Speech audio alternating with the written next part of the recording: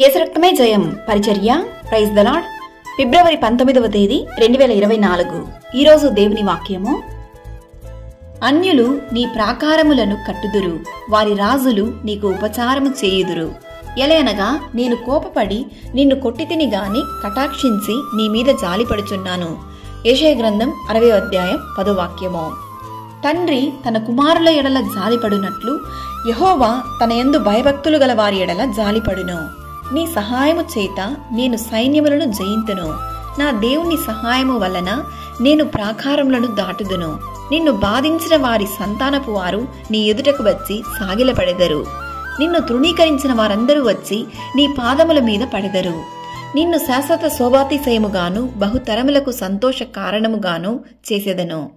ఎలయనగా నేను కోపపడి నిన్ను కొట్టితిని గాని కటాక్షించి నీ మీద జాలిపడుచున్నాను అను వాక్యం సెలవిస్తున్న విధముగా ఏదైనా విషయాన్ని బట్టి దేవుడు మనల్ని శిక్షించినను అది మన మంచికే. ఆయన మనల్ని కటాక్షించి మన పైన ఆయన జాలి చూపుచున్నాడు.